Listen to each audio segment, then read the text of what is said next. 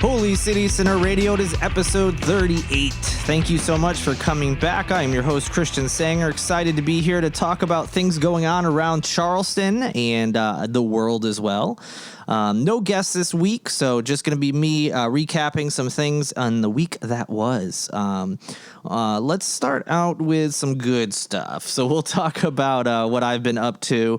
Last week I mentioned going to some new restaurants in town. I forgot to mention I had also gone to the Great Greek Mediterranean Grill, which is on James Island. I believe they are planning another location already in Mount Pleasant. It's a chain of sorts.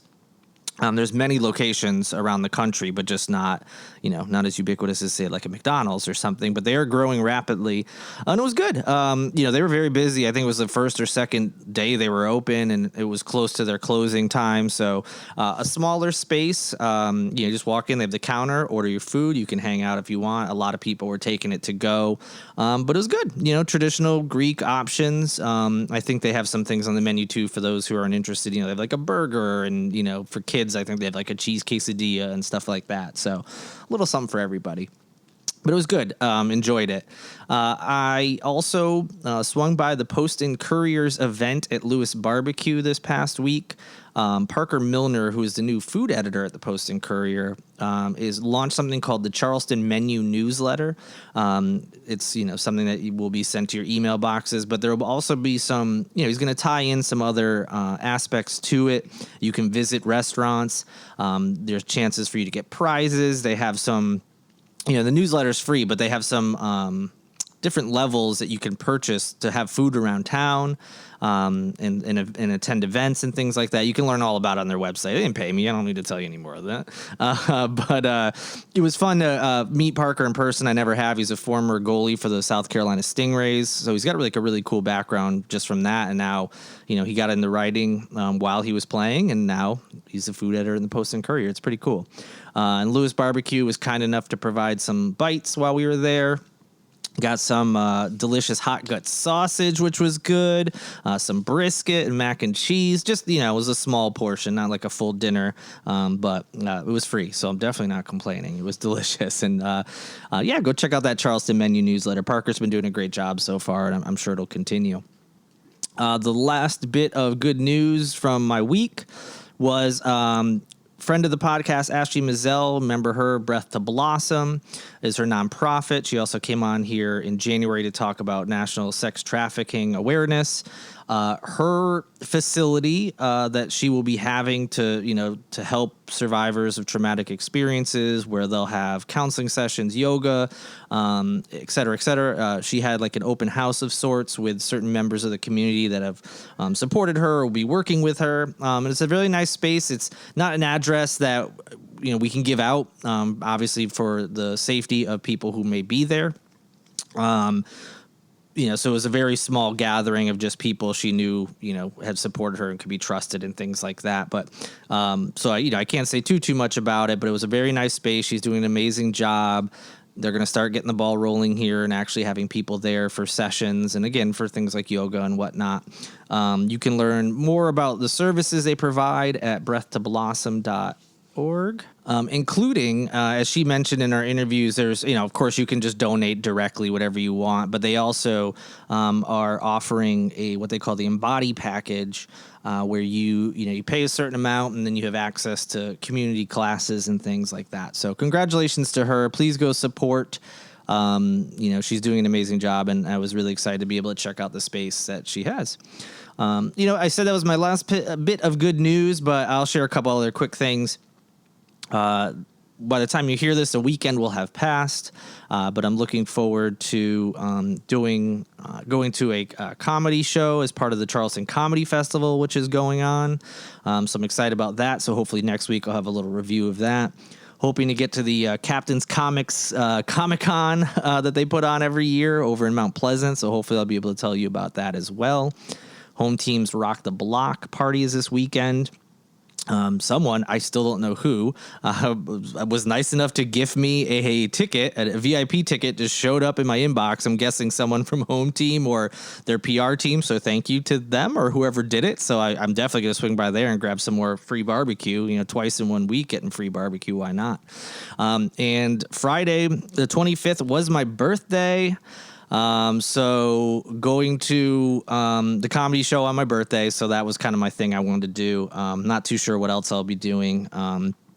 Getting old. So this is my last good year before I turn 40. So I'm not looking forward, to the next year as my 30s quickly slip away. But thank you in advance. But when you hear this after the fact, to I'm sure all the Facebook messages and tweets and all that good stuff that happens every year. So thank you all for that. I'm sure will be forthcoming. All right, so that's what's going on in Holy City Sinnerland. With no guest today, I'm finally able to play some catch up with some of the top stories going on in Charleston. So without further ado, let us dive into it.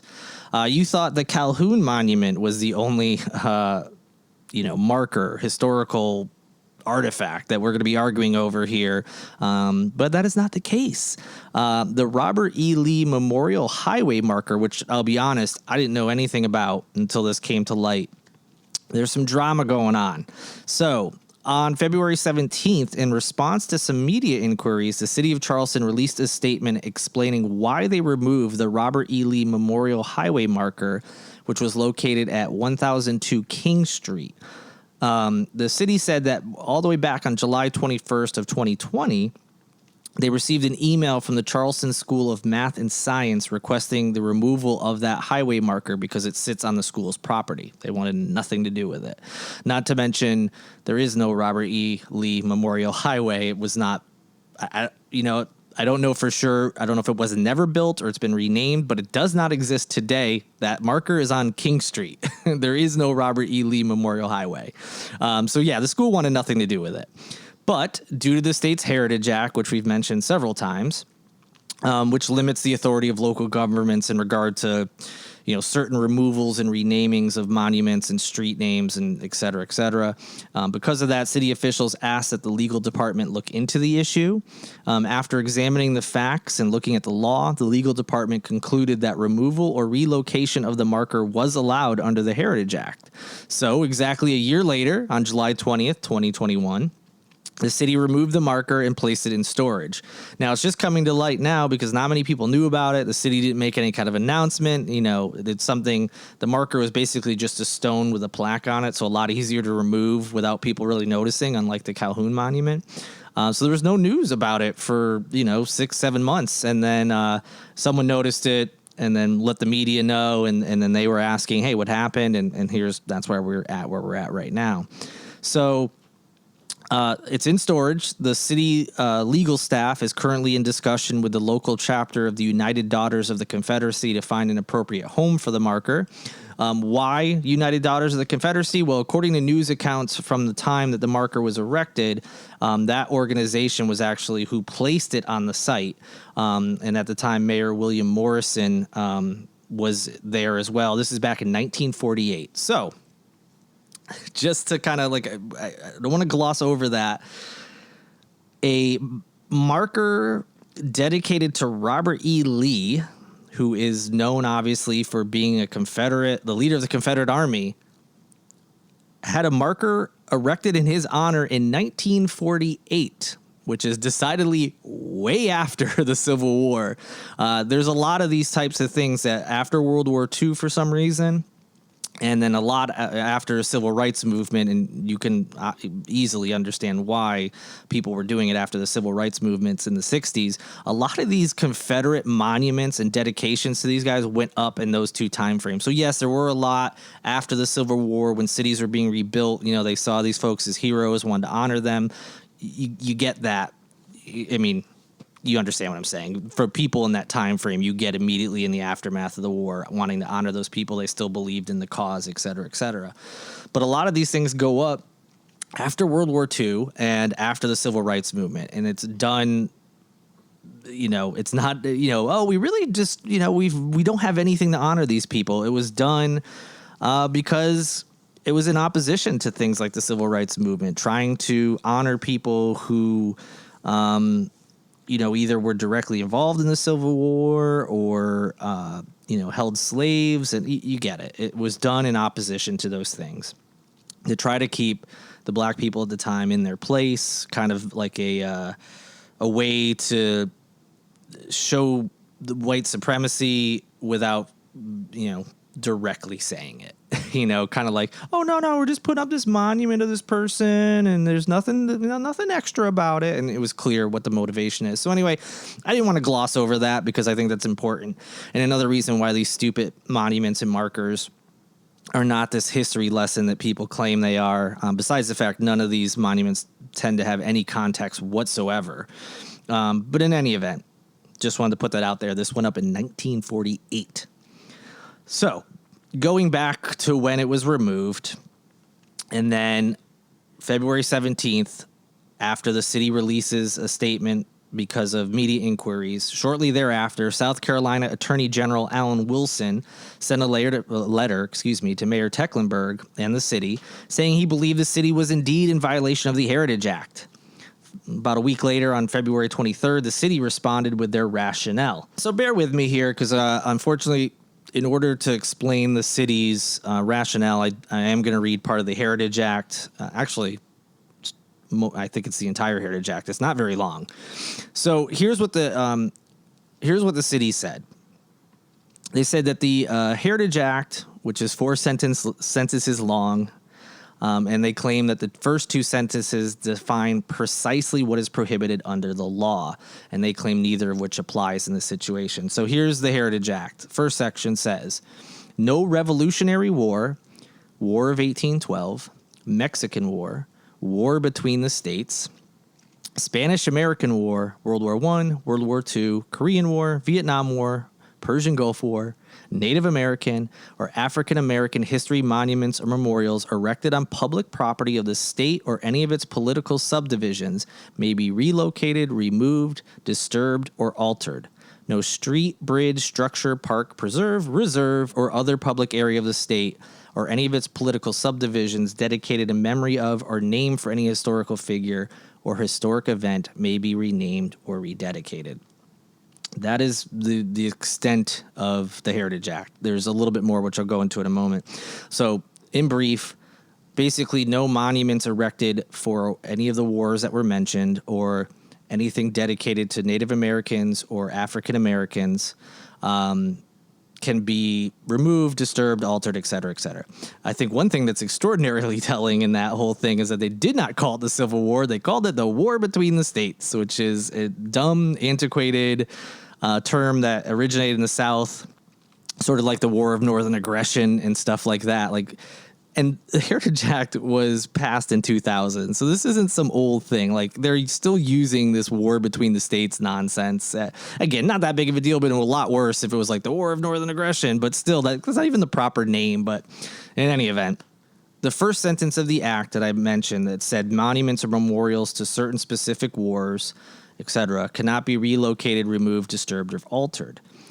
And so the city's rationale is, while it's true that General Robert E. Lee served in the Civil War, or the War Between the States, as it says in the Heritage Act, he is not himself that war any more than, say, Colonel Strom Thurmond is World War II, despite the senator's, service in that conflict. In short, the city says the plain meaning of war is just that, war. So because it's a Robert E. Lee memorial marker and does not mention the war, it's not like a Civil War marker, it doesn't apply. And I mean, just based on the wording, that seems right. As to the second sentence of that, it obviously prohibits any renaming and relocation. So they cannot, it expressly says no relocations, removals, disturbances, or alterations, and accordingly, Robert E. Lee was an important historical figure, of course. So they named this highway after him, and news accounts at the time say that it was dedicated and named in his memory. But at no time has the city of Charleston attempted to rename or rededicate the Robert E. Lee Memorial Highway. So it's like they're playing with the sentences here, which says it can't be renamed or rededicated. It doesn't say that it can't be relocated or removed. So they're again, the city's playing with the wording here. All it says, if it's not a war, okay, we took part with that. It's not a war. So first part is done. The second part is things like street names. You can't, rename them. You can't rededicate them in someone else's name. You have to keep it. But it doesn't say things can't be removed because they didn't interpret it to mean that at the time. So the city is saying, hey, this isn't a statue dedicated to a war. And yes, it is named after a historical figure, but at no point in that part of the Heritage Act did you say, if it's just a historical figure not tied to a war, you can't relocate or rename. So that's what they did. They took it away. They relocated it. So based on the wording of the Heritage Act, that is what the city has said applies here. So that's where we're at right now. The city has the last word. We'll see if what Attorney General Alan Wilson and his department decide if they're going to sue over this and say the Heritage Act does in fact does apply. But at the moment, the city did a pretty good job. The law department there looked at it and just used the plain words. And there's nothing really else in the Heritage Act besides that. So, hey, hats off to the city. I think they may have found a loophole here for removing a lot of these things. So for those people who are like, oh, that means we can start getting rid of all sorts of other things. Well, a lot of the displays, and monuments and statues that people don't like, namely the Defenders of the Confederacy monument that's downtown in White Point Gardens. That one, because it's so vague and it's clear that it's dedicated to the Civil War, you may not have that same thing. Whereas this was pretty clear. There was no mention of any war. And that was kind of how they were able to get around it. Same with like the Calhoun Monument, that applies as well because it wasn't dedicated to a war, but also it was on property that wasn't owned by the state, so that kind of helped as well. But any event, that's where we're at with this whole marker, just wild drama with all these stupid monuments. And we've been over all these arguments and things before, and I'm sure we'll hear them plenty more as this whole thing continues to play out. Speaking of Alan Wilson, the state's attorney general, his office published a legal opinion on February 11th stating that physicians across the state have the authority to prescribe, quote, off-label, end quote, drugs to treat COVID-19 obviously with the patient's consent, of course. So this comes from an article from the Post and Courier on February 11th. This is obviously about some of these alternative treatments you've seen people talk about. The attorney general, I guess, had been asked questions by some representatives like, can doctors prescribe things like hydroxychloroquine or ivermectin? And basically he was saying, hey, doctors can prescribe these things. And as long as the patient is cool with taking those things, everything's fine. So some background. Off-label prescriptions generally describe the use of FDA-approved medications to treat symptoms or diseases for which they were not originally intended. For example, Botox.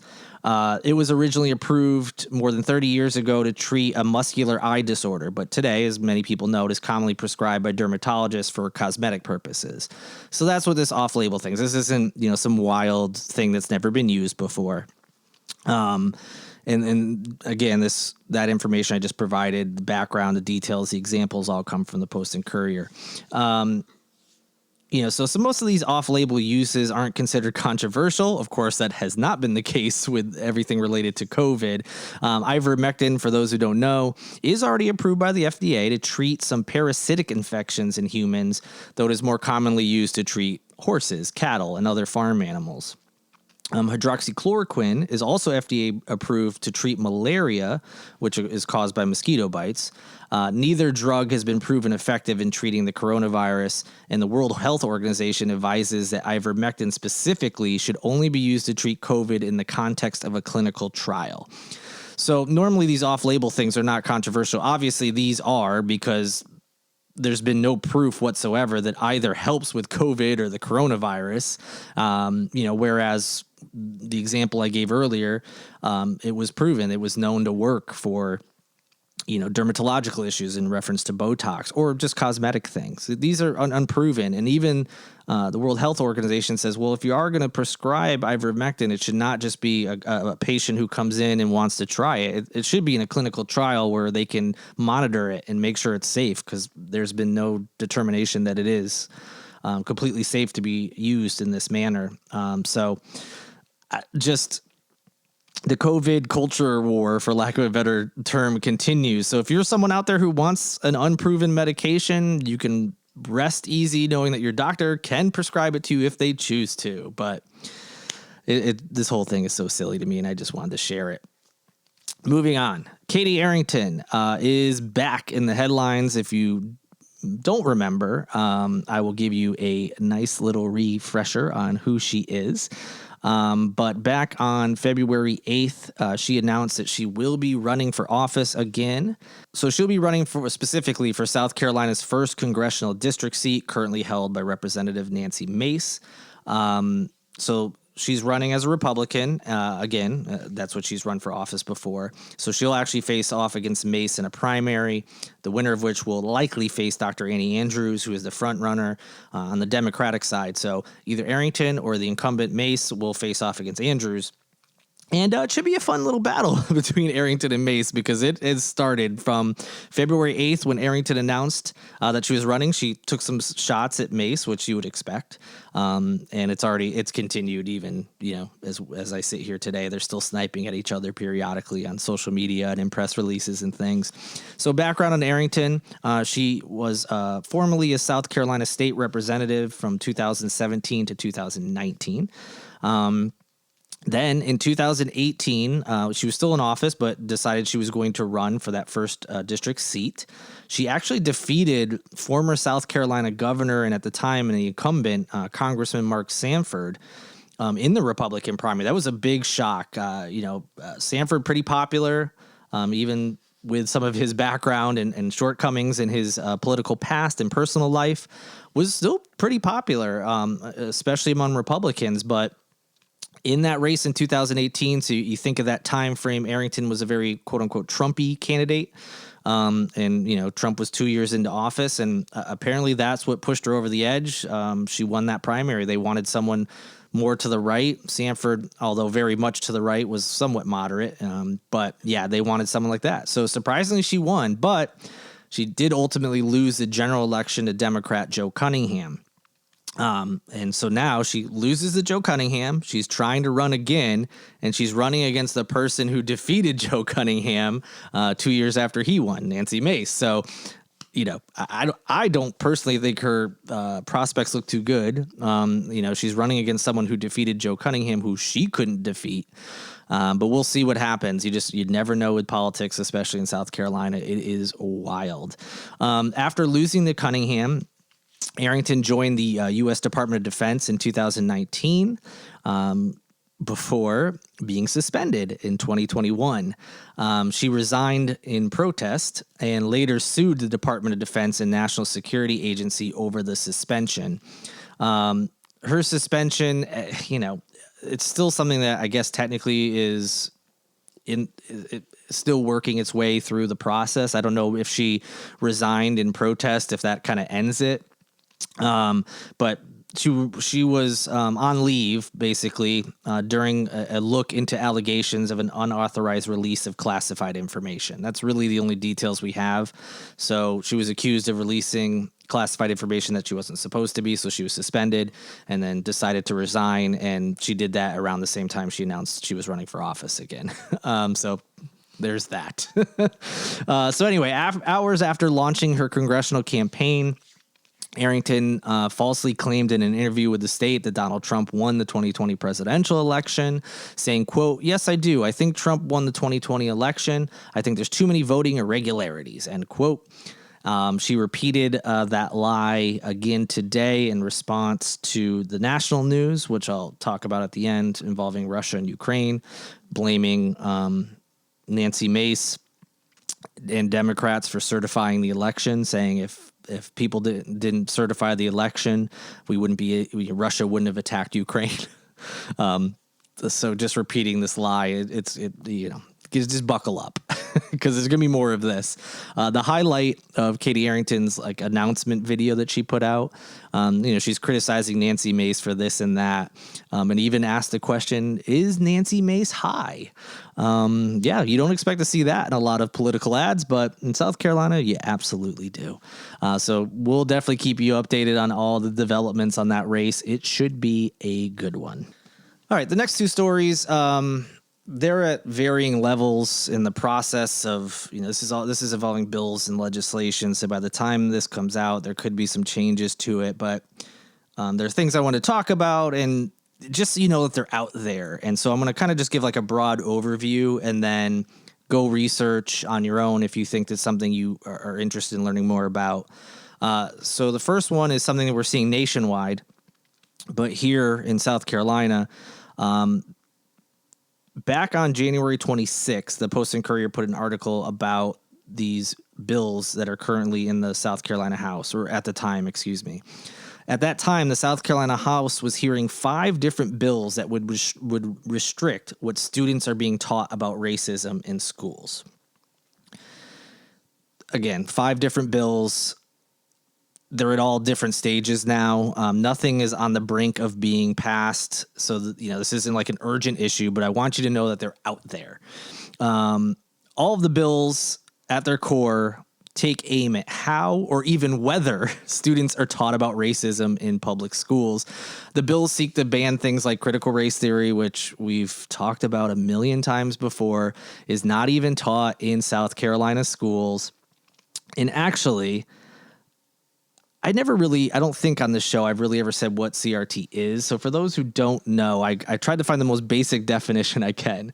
It is a graduate level legal theory course or study that tries to comprehend why racism and inequality have continued after the civil rights movement, specifically in law and legal institutions. That is what critical race theory actually is, a graduate level legal theory course.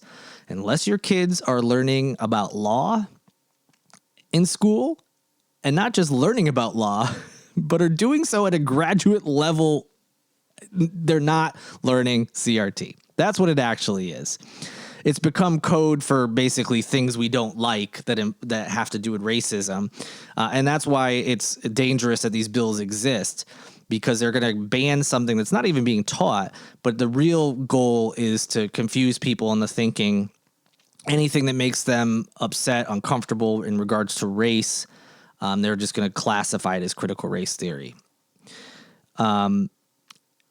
Speaking of the definition, lawmakers debated inconclusively, according to the Post and Courier, for 2+ hours back in January. They can't even define what it is because they're making it up is the problem. So there's that. So in addition to that, there's also a bill that says basically if anything makes the students uncomfortable, it can't be taught, which is ridiculous. If I was a student and this was passed, I'm not doing well in my math class. Hey, this makes me uncomfortable.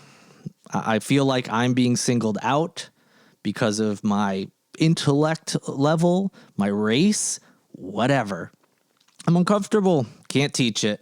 I mean, I'm being silly, of course, and I'm sure they would, if this ever got to the point of being passed, they would probably hammer home what specifically they're talking about. And we all know it has to do with race, nothing else. But it's insane that this is something that's going through right now that they're debating.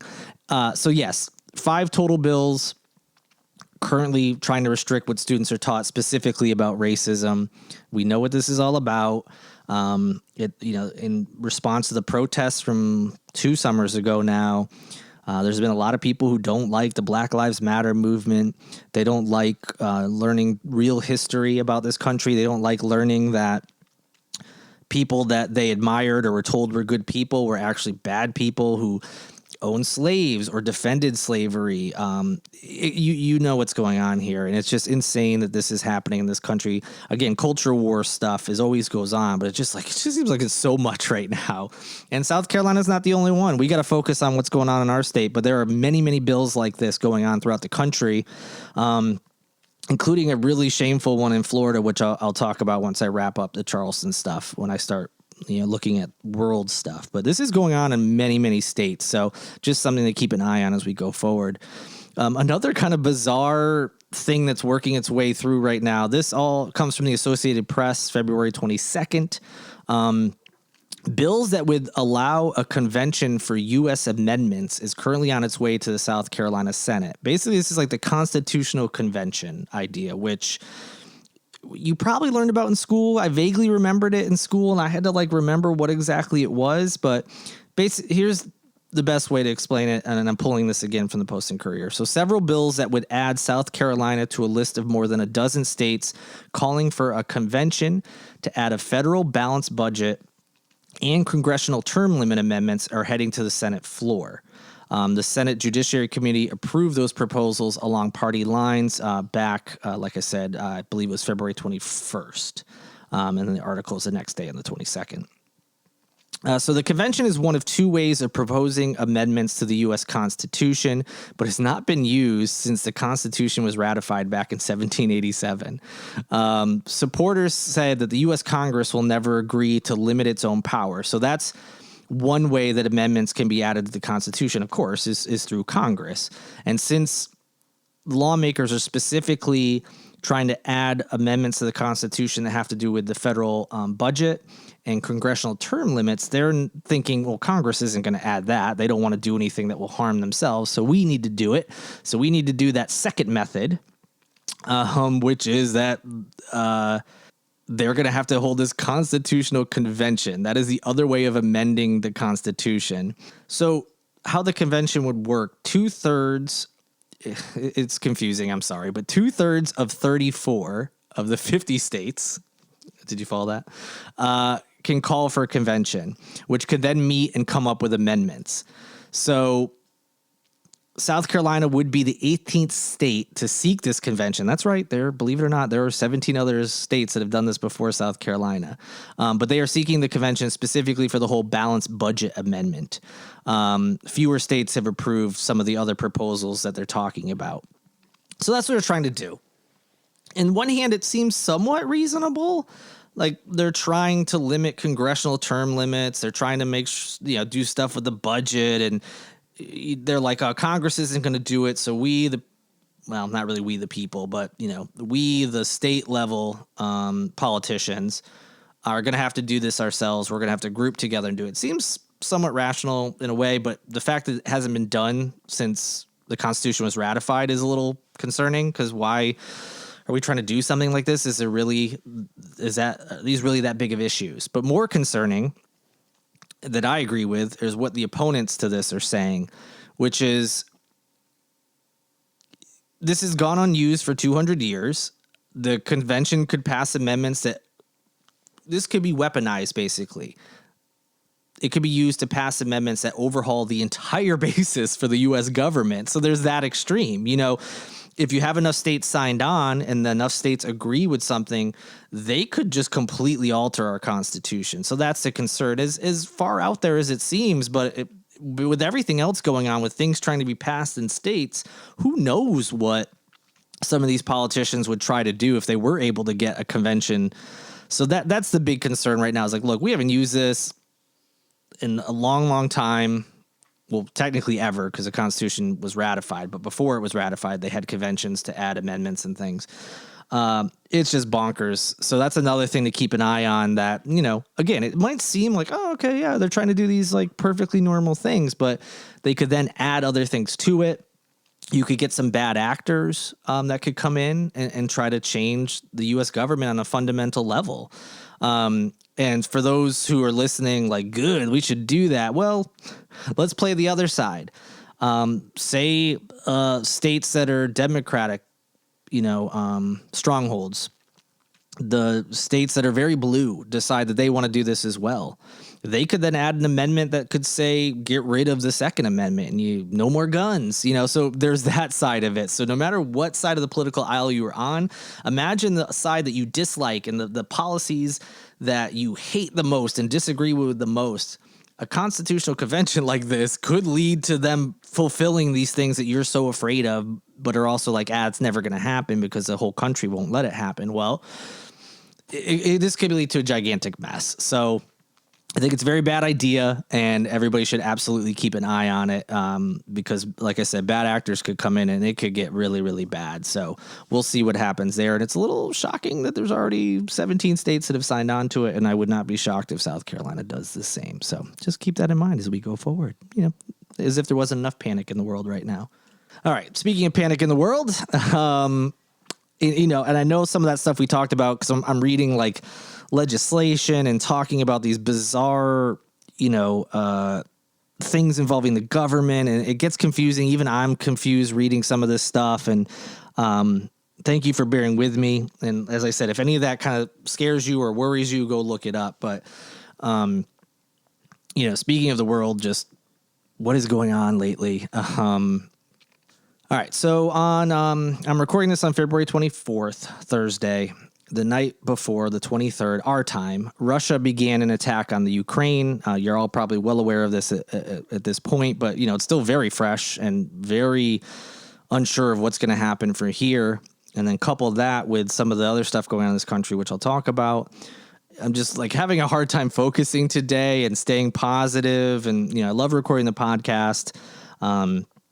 But I'd also know that it's not always like fun news. Like, it's kind of silly talking about the Robert E. Lee Memorial Highway marker, but then talking about some of the other stuff is just like, you get really bogged down in the bad news and how terrible people can be. And this is kind of, in that same vein. So anyway, Russian President Vladimir Putin invaded the Ukraine under false pretenses. He is misrepresenting and misappropriating Holocaust history by falsely claiming that the democratic Ukraine needs to be, quote, denazified. There is no proof whatsoever of any Nazism going on in Ukraine. I mean, with any country, there are going to be people who have terrible beliefs, but this is completely BS. And in fact, the Ukrainian president, Vladimir Zelensky, is Jewish. So don't really think he's sympathetic to the Nazi party. Putin has also made baseless claims that the Ukrainian authorities are committing genocide against Russians as a justification for this invasion of the Ukraine. There's absolutely no proof of that. Basically, anybody that isn't Russia has said this is bunk. So this is, from everything we know at this moment of recording, this is a war crime, pretty clear cut, invading another country with absolutely no reason, just making up reasons. This is bad stuff. As if that's not bad enough, then you start, I start thinking, and I'm sure others are as well, like, how much is this going to affect our country? And I don't mean in the way that some people have on Twitter and stuff, like worrying about gas prices. Like, this could make things more expensive, but let's focus on the human element here. Number one, we have an ally in the Ukraine whose citizens are being attacked right now. They're innocent. They had nothing to do with this. This is not their fault. This is all Russia. So not just the citizens, but the government of Ukraine. They are also a democratic country. They did so because they wanted to be like the United States. And Russia, as we know, not super nice about democratic things, and neither is President Putin. State-controlled media, people who speak out against them disappearing, dying, not a good person. And if you think so, yikes. But yeah, I've been shocked seeing some of the tweets and comments from some Americans who are like happy this is happening and like gleefully trying to blame Joe Biden. And look, I get politics, and I'm not even saying that you might, I don't know how this is all going to shake out. We'll learn eventually how it got to this point, who can take the blame. I've also seen people blaming Trump. This isn't really the time for that, I don't feel like. I'm worried that we're going to send U.S. troops into danger, whether it's Russia, Ukraine.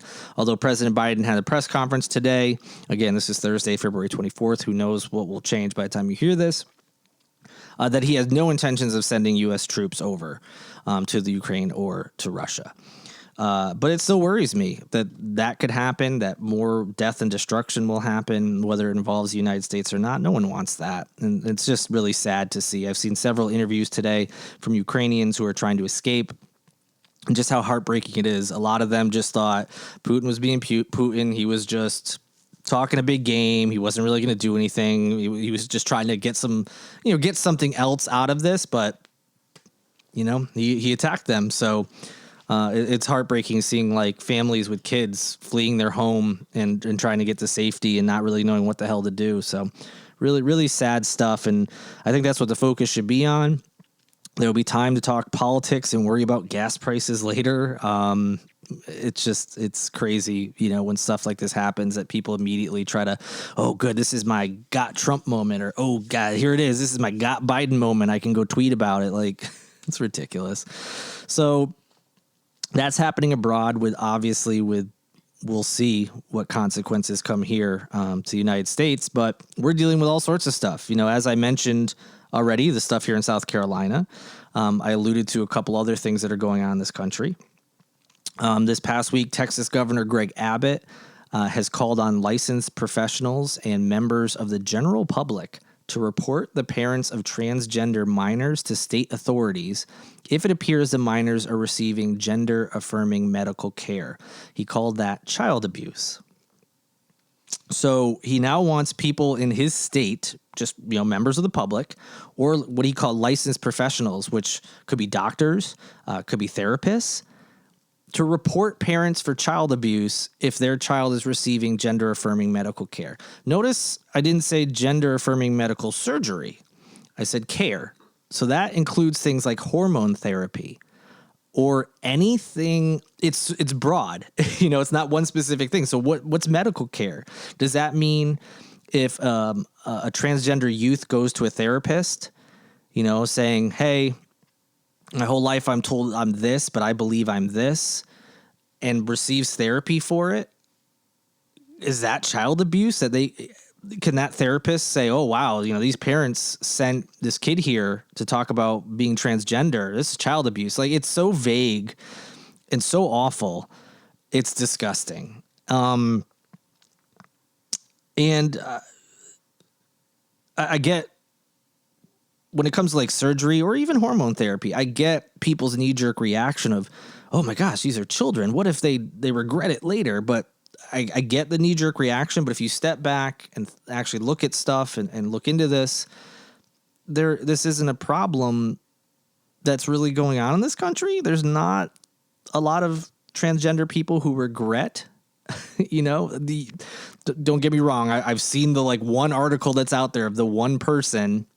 And I know there's probably more than one, but there's not a lot of transgender people who have gone through, whether it's hormone therapy or any kind of surgeries, that have regretted it later in life. Of course, every group of people is different. They're not a monolith. So of course there's going to be people on both sides of this. But at this time, there doesn't really seem to be any justification for calling for this.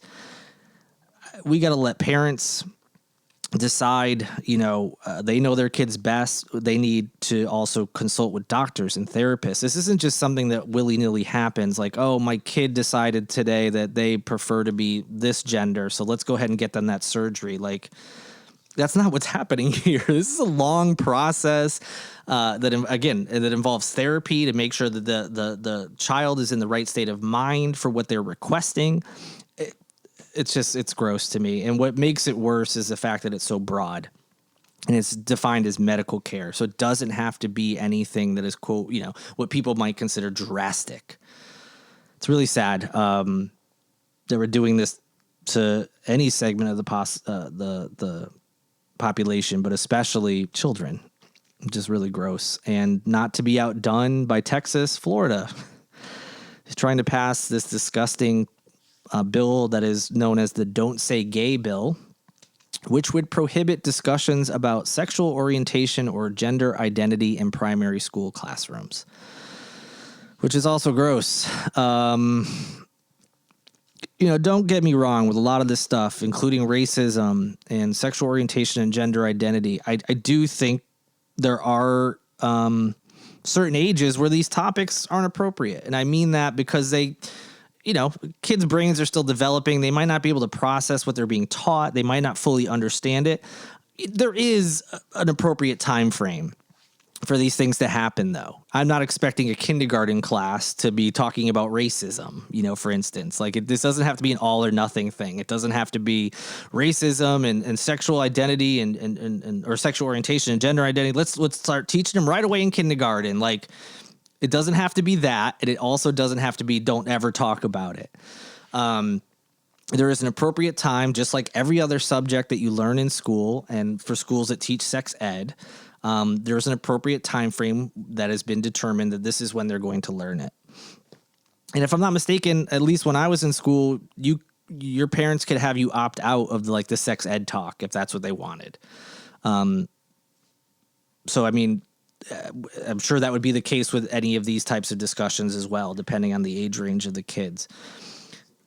So there's that, which is just, it's dumb. It's not going to prevent kids from learning about these things. Unfortunately, it could prevent them from learning accurate information if they're left to have to search online for things. And when it comes to trans kids and any kids that identify as anything other than cisgender, whose orientation is anything but straight, these are kids that can be at risk for homelessness. They have a higher risk of homelessness or being unhoused, of dying by suicide, start using drugs, becoming addicted at an earlier age, because obviously they're struggling with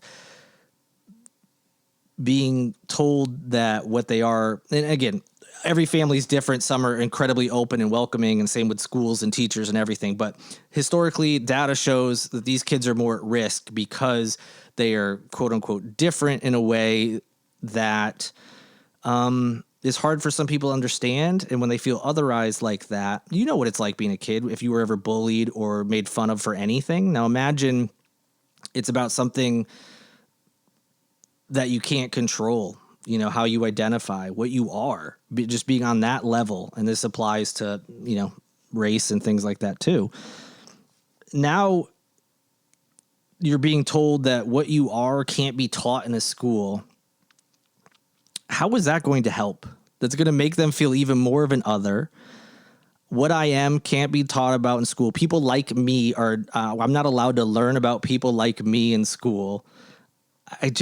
It's so cruel and unnecessary, and is, I try not to sound dramatic, but it will lead to more problems for these kids, up to and including death, whether by suicide or really horrific bullying and hate crimes because of who they are. This is basically the state sanctioning that kind of stuff. We can't talk about people who are X, Y, or Z. Can't talk about them in school. What are kids going to think? You know what I mean? If you're told you can't learn about your classmates and who they are, what do you think is going to happen there? Just so many reasons that these things are bad. And I feel so bad for these kids and their families and what they are probably going through right now, seeing this stuff in the news. It's heartbreaking. It's absolutely heartbreaking to see some of the things I've seen on Twitter and some of the things parents have said and politicians have had to say, hey, I know some of my colleagues are probably making you feel less than right now, but I want you to know that you are welcome in our state. You have politicians in Texas and Florida trying to let these kids know, you are welcome here. It might not seem like it, but I promise you there's a community here. We want you here. You're the same as everybody else, regardless, of what you may be hearing. And it's really heartbreaking and terrible. So that's been going on the last couple of days. And then you add in this Russia thing, and man, it is tough. It's tough. And I'm not even someone who's directly affected by these things. I'm not trans. I am a straight, just cisgendered man. So I'm not directly affected. I obviously know people who are. So I say that to say I can't imagine what it would be like if I was, these people being discriminated against. It's awful. It's terrible. So it's sad. And I hate to end on a note like that. So I'll try to somehow switch gears here. But basically, this episode was a catch up, and thanks for bearing with me. And I know it was tough because it's a lot of bad news this past week and continues to be so, but we got to keep fighting the good fight, doing what we can to make this state, this country as good as we want it to be. You can protest and complain and want your country to be better. It doesn't mean you hate this country, which some people will tell you if you want to change it. It doesn't mean you hate this country. It just means you want it to be the best version of itself that it could be. And we got to keep fighting for those things. You got to protect trans kids. We got to protect LGBTQI plus kids and adults, of course, obviously, in both circumstances as well. We got to look out for them. We got to help them get through this really tough time. We got to fight these things going on in schools where kids could potentially not be taught accurate history because it's uncomfortable. It's just, all these people who are mad about monuments and statues being taken down because you can't change history. Well, where are you now when literally history is trying to be changed by politicians? Why aren't you standing up right now if you care about those dumb monuments and markers because they are, quote, history and you can't change it?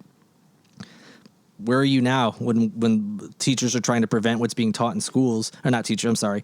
Politicians and certain members of the public are trying to prevent accurate history from being taught or full history. Where are you now? Because you care so much about history and it's so important and you can't change it. So you should step up. Otherwise, you're just a hypocrite, which, let's be honest, most of them are. But we need to keep fighting the good fight. Like I said, talk to your local politicians, email, call, tweet them, make it uncomfortable, not in any bad way, just, with your words.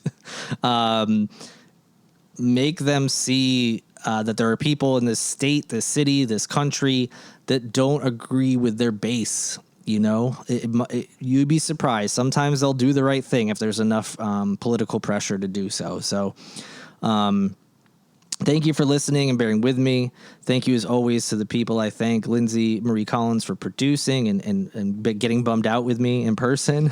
Thank you to Tyler Boone for providing the music, which always puts me in a good mood. And Grace Lancaster Gogan for providing the logo. Thank you again to all you for listening. Like and subscribe. We'll be back with some guests next week. Hopefully some better news. But like I said, fight keeps going. We'll get there. Good, hopefully, will take care of evil or evil adjacent. If you don't want to call up another person evil. We have a lot of work to do, but we got it. So good night and good luck.